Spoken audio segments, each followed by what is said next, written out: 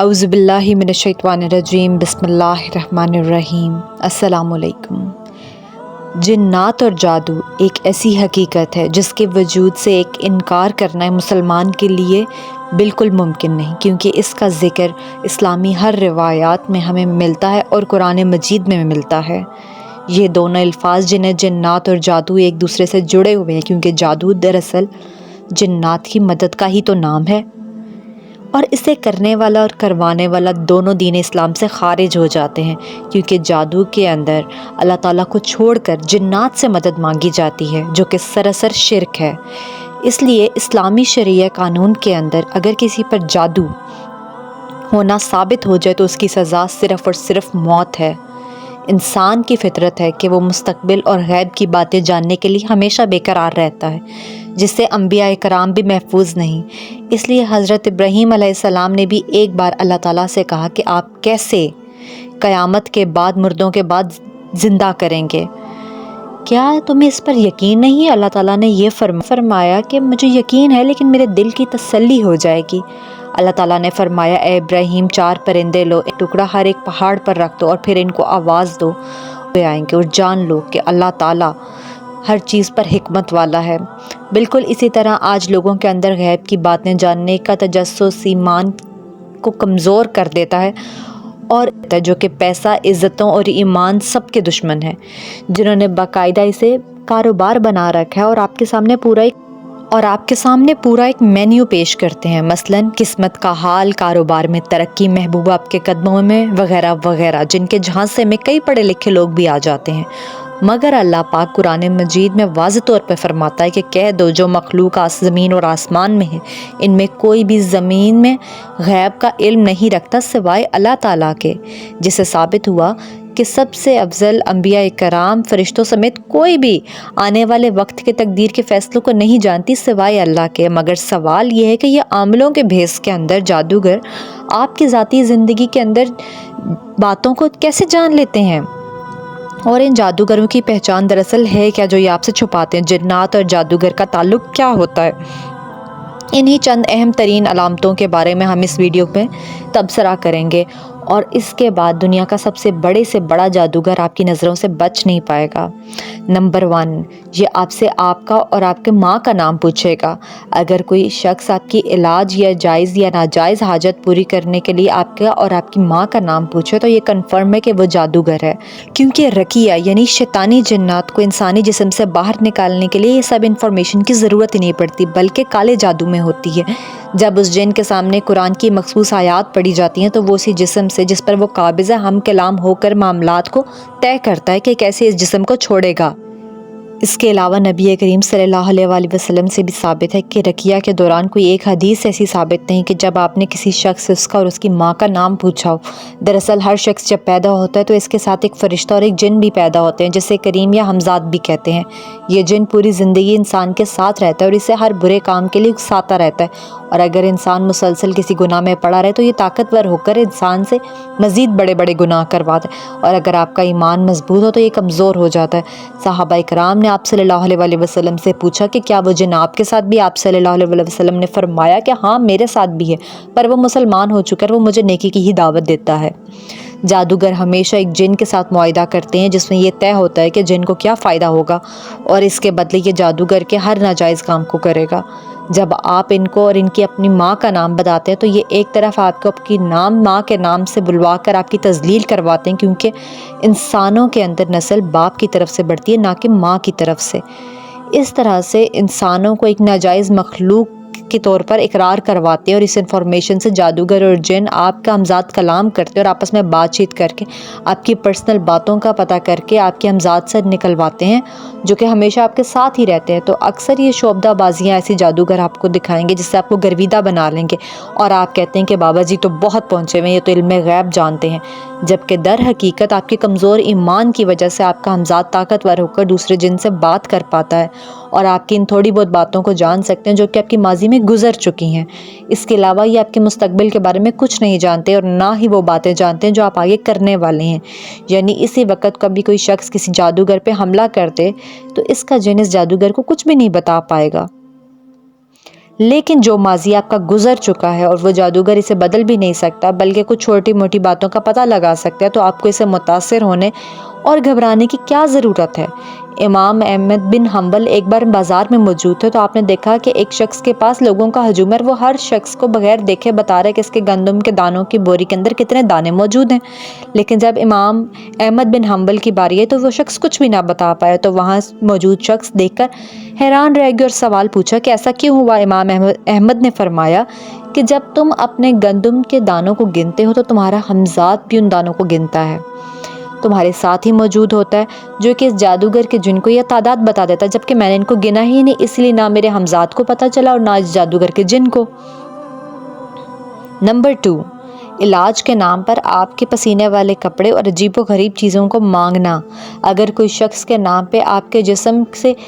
Touch شدہ یا پھر لگی ہوئی کوئی بھی چیز ہے، جسم کے بال، ناخن، کپڑے کچھ بھی مانگے، تو اس شخص کے بارے میں سمجھ لیں کہ وہ جادوگر ہے، کیونکہ ان چیزوں کی صرف کالے جادو کے اندر ضرورت ہوتی ہے، جو کہ کالو جادو کے اندر ان کی طرف نسبت کر سکیں گے کہ کس کے اوپر جن نے اثر انداز ہونا ہے۔ اور اگر کوئی شخص آپ سے کسی مخصوص رنگ یا کوئی مخصوص جانور مانگے کہ کالا مرغا یا مرغی، کوا یا الو مانگے، تو وہ شخص یقیناً جادوگر ہے، کیونکہ اس کا مقصد اللہ تعالیٰ کا حکم کی قربانی کی توہین ہے، جو کہ صرف اللہ تعالیٰ پر کی جاتی ہے، لیکن یہ کریں گے اس جادوگر یا اس جن کے نام پر کریں گے، اور پھر اسے ایک ایسی جگہ پر دفنانے کا کہتے ہیں جہاں پر انسانوں کا آنا جانا بالکل بھی نہ ہو، جہاں پر یہ جن اس جگہ پر آ کر اس قربانی کو کھا سکے۔ نمبر 4، یہ آپ کو کوئی مخصوص تعویذ لکھ کر دے گا اور کہے گا کہ اسے کھولے بغیر کسی جگہ پر رکھ دینا یا دبا دینا ہے، جس میں عجیب و غریب چیزیں، لائنز یا فرشتوں کے نام یا الگ قسم کے ذائچے بنے ہوں گے۔ اکثر میں قرآنی آیات کی بھی لکھی ہوتی ہیں، لیکن انہیں توڑ مڑوڑ کر اپنے طریقے کا بنایا گیا ہوتا ہے اور نجاست سے بھرا ہوا ہوتا ہے، تاکہ اللہ تعالیٰ اور اس کی مخلوق کی اور اس کی ان قرآنی آیات کی بھی تذلیل ہو سکے، کیونکہ قرآن کریم کو اللہ تعالیٰ نے سمجھ اور سمجھنے کے لیے اس زمین پر نازل کیا ہے، نہ کہ اسے گلے میں ٹانگنے کے لیے۔ یہ انہی جادوگروں کا طریقہ، نہ کہ مسلمانوں کا۔ لاجیکلی طور پر اگر ان تعویذوں کے اندر کچھ بھی خیر ہے تو آپ ایک USB لیں، اس میں ایک پورا قرآن پاک کاپی کریں اور اس USB کو ہی اپنے گلے میں ٹانگ لیں، یعنی تعویذوں میں کوئی خیر نہیں ہے، کوئی الگ چیز نہیں ہے۔ نمبر 5، اگر کسی مشکوک قسم کی آیات کو پکڑنا جو کہ آپ کو سمجھ میں نہ آئے لیکن دینی آواز میں ہو، کہ مطلب عربی میں ہو، لیکن آپ کو سمجھ نہیں آ رہی، بعض اوقات یہ جادوگر کوئی شروعات میں قرآنی آیات پڑھتے ہیں اور پھر اس کے بعد اور ان کے اسی آواز کے اندر اپنا شیطانی کلام پڑھنا شروع کرتے ہیں کہ آپ کو کسی قرآنی آیت کا دم کیا جا رہا ہے، لیکن ایسا نہیں ہوتا۔ نمبر 6، یہ آپ کو کوئی ذائچے اور مخصوص لائنز بنا کر دے گا جس میں کوئی آیات یا نمبرز لکھے ہوں گے، جس کا دور دور تک اسلام سے کوئی تعلق نہیں ہوگا، اور اگر کوئی ایسا کرے تو وہ جادوگر ہے۔ نمبر 7، اکثر یہ آپ سے کہیں گے کہ آپ اس عمل کے دوران 3 سے 5 دن کے اندر کسی اندھیرے کمرے میں بند رہنا ہے، کسی سے بات نہیں کرنی یا نہانا نہیں ہے، تو آپ سمجھ جائیں کہ یہ جادوگر ہے اور جن کو آپ پر حاوی کرنے کے لیے اس کا من پسند ماحول بنا رہا ہے، کیونکہ اکیلے شخص پر ہی شیطان جلدی حملہ کرتا ہے، اور اس بات کو آپ اچھے سے یاد رکھیں۔ نمبر 8، کہ یہ آپ کو یہ بھی کہہ سکتے ہیں کہ پانی کو کچھ دن کے لیے ہاتھ نہ لگانا، نہ نماز کے لیے وضو کرنا، نہ نہانا، نہ پاک صاف ہونا، بس پانی سے دور رہنا، تاکہ اس انسان کے جسم کو پلید کروا کر شیاطین کو اس پر حملہ کروایا جا سکے، جو کہ ان کا من پسند ماحول بھی ہے۔ نمبر 9، یہ آپ کو کوئی خاص قسم کی پوٹلی، کوئی پتلا، کوئی کاغذ یا کوئی تعویذ کی طور پر کوئی چیز دے کر کہیں گے کہ اسے گھر کے اندر یا باہر اسے دفنا دینا ہے اور جلا دینا ہے، دبا دینا ہے، جو کہ اس جن کی پسندیدہ خوراک ہوگی، جس سے صرف تعلق کالے جادو سے، نہ کہ دین اسلام سے۔ مثلاً یہ آپ سے کہیں گے کہ فجر کے وقت یہ کام کرنا یا عمل کرنا ہے، کچھ ٹوٹے پھوٹے الفاظ لکھ کر انہیں پانی میں ملا کر آپ کو کہیں گے۔ یاد رکھیں کہ ان چیزوں کا دین اسلام سے کوئی تعلق نہیں ہے۔ نمبر 10، اگر کوئی شخص یا کوئی عورت آپ کو آپ کے ماضی یا اس کے کوئی بارے میں واقعات بتانے کی کوشش کرے کہ اس کو تو سب باتوں کا علم ہے اور وہ تمام غیبی مخلوقات کو دیکھ بھی سکتی ہے اور ان سے بات بھی کر سکتی، پھر چاہے اس کا حلیہ لمبی داڑھی والا، سر پر امامہ اور چہرہ جتنا بھی نورانی ہو، لیکن وہ شخص جادوگر ہے،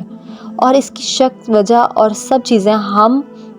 پہلے ہی جان چکے ہیں کہ یہ سب معلومات آپ کے ہمزاد جن سے نکلواتے ہیں۔ ان کو کوئی معلومات نہیں ہوتی، نہ یہ مستقبل جانتے ہیں، نہ یہ جانتے ہیں کہ آپ دل کے اندر کیا سوچ رہے ہیں، اور اسی لیے کوئی ایسا شخص جو مشکل اور پریشانیوں میں گھرا ہو، وہ ان سے فوراً سے متاثر ہو جاتا ہے کہ یہ اللہ اور درمیان کی میری باتیں تھی، اس کو کیسے پتہ۔ اس طرح سے یہ خود پر یقین کروا کر آپ کو مستقبل میں ہونے والی باتوں کا بتائیں گے جو کہ 99% بالکل جھوٹی ہوں گی، بالکل غلط ہوں گی، کیونکہ اللہ کے رسول صلی اللہ علیہ وآلہ وسلم نے فرمایا جنات کی رسائی پہلے آسمان تک ہوتی ہے، اور یہ وہیں پر کان لگا کے فرشتوں کی باتیں انسانوں کی قسمت کے فیصلوں کو سن لیتے ہیں اور 99 جھوٹوں کو بیچ میں ملا کے ایک بات کے اندر ان جادوگروں کو بتاتے ہیں اور ان انسانوں تک پہنچاتے ہیں تاکہ اللہ پر اس کا ایمان کمزور ہو جائے۔ جبکہ دوسری طرف حقیقی اللہ والا شخص وہی ہوگا جس کا کردار اس کی گواہی دے گا، جس کے چہرے سے لے کر اس کے حلیے تک، اس کے لباس سے اس کی گفتگو تک، ہر طرف سے آپ کو صرف اللہ تعالیٰ کی یاد آئے گی اور آپ اللہ تعالیٰ کے قریب محسوس کریں گے خود کو۔ نہ تو آپ کا نام پتہ پوچھے گا، نہ کسی چیز کی ڈیمانڈ کرے گا، نہ کسی چیز کے پیسے لے گا، بلکہ اونچی آواز کے اندر بغیر کچھ چھپائے صرف قرآنی آیات پڑھ کے جن پوزیشن کا علاج کرے گا، جو کہ اصولاً طریقہ بھی ہے۔ اور ایسے لوگ آج کل کے دور کے اندر ایسے لوگ آٹے میں نمک کے برابر ہیں، کیونکہ ہر انسان ہی ان شعبدہ باز لوگوں سے اٹریکٹ ہے جو کہ ان کو ان کے فیوچر کے بارے میں بتا دیں، ان کے اپنے مسئلوں کو جو کہ انہوں نے خود پیدا کیے ہیں ان کا حل بتا دیں۔